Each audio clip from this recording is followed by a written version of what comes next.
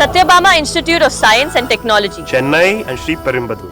திருச்சியில் நடைபெற்ற நன்றி அறிவிப்பு கூட்டத்தில் பேசிய கட்சியின் வேட்பாளர் அதியமான், சேலம் மேற்கு தொகுதியில் தவேக வேட்பாளர் 2000 ரூபாய் வரை பணம் கொடுத்ததாக பேசிய வீடியோ வைரலாகி பரபரப்பை ஏற்படுத்தியிருக்கிறது.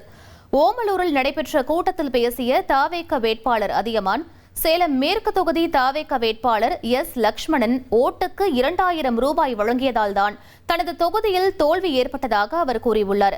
அதியமானின் சர்ச்சைக்குரிய பேச்சுக்கு தற்போது பல்வேறு தரப்புகளிலிருந்தும் குற்றச்சாட்டு எழுந்துள்ள நிலையில் தேர்தல் ஆணையம் உடனடி விசாரணை நடத்த வேண்டும் என கோரிக்கைகள் வலுத்து வருகின்றன. நான் பார்க்கறதுல ஒரு 3 விஷயங்கள், ஒரு 3 பெர்ஸ்பெக்டிவ்ஸ் தான். அதான் நம்ம தோல்விக்கான காரணம்.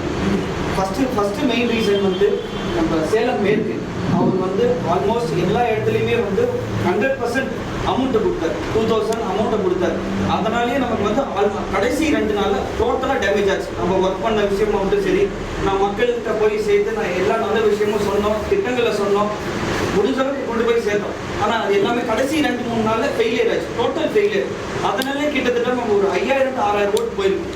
அதுக்கு மேலேயே கூட போயிருக்கலாம். நான் மினிமமாக சொல்கிறேன். Satyabama Institute of Science and Technology, Chennai and Sriperumbudur.